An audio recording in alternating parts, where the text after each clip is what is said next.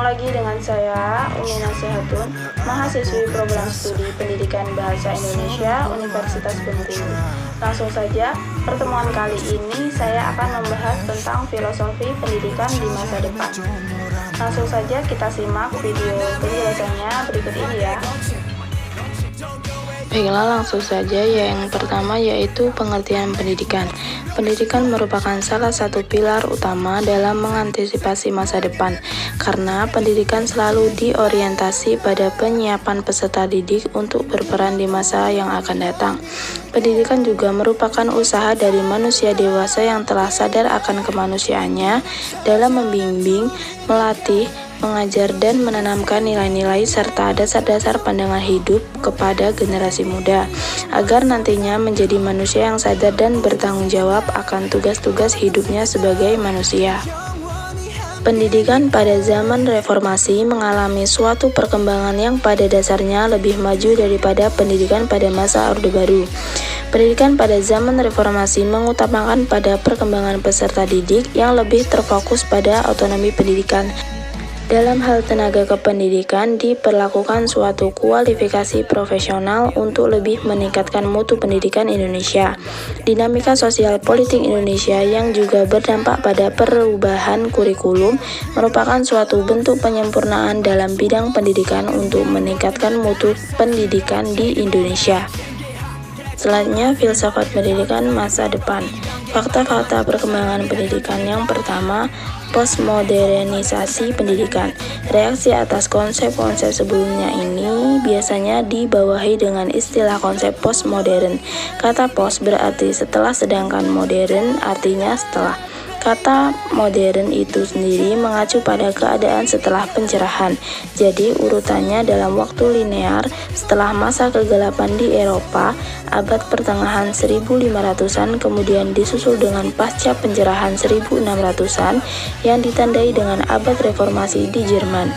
Masa-masa perubahan itu kemudian menandai adanya gerbang masa modern uang pada abad ke-17 dan dikukuhkan dengan adanya revolusi Prancis 1789.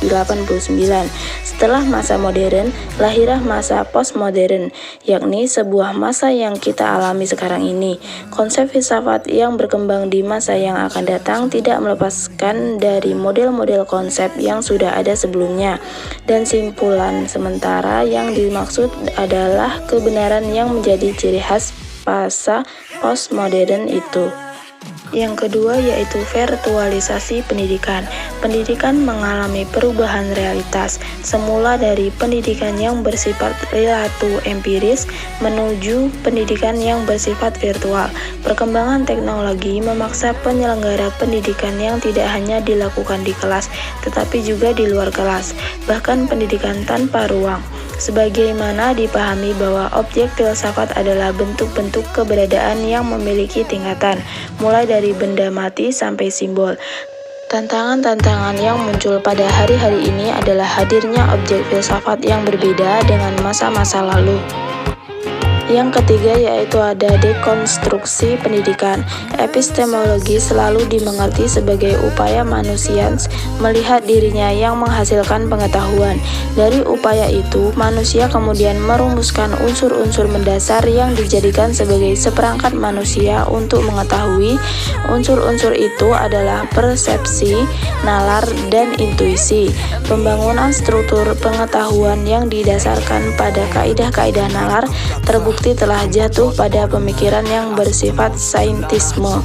Dalam bahasa gampangnya, saintisme adalah so-ilmiah. Karena itu, perlu ada pemikiran-pemikiran yang mendobrak gagasan sebelumnya. Dan yang terakhir yaitu ada evolusi filsafat pendidikan masa depan. Filsafat pendidikan masa depan ditandai dengan adanya perubahan tatanan konsepsi filsafat itu sendiri. Ketika metafisik dikatakan telah mati misalnya, metafisik baru telah muncul.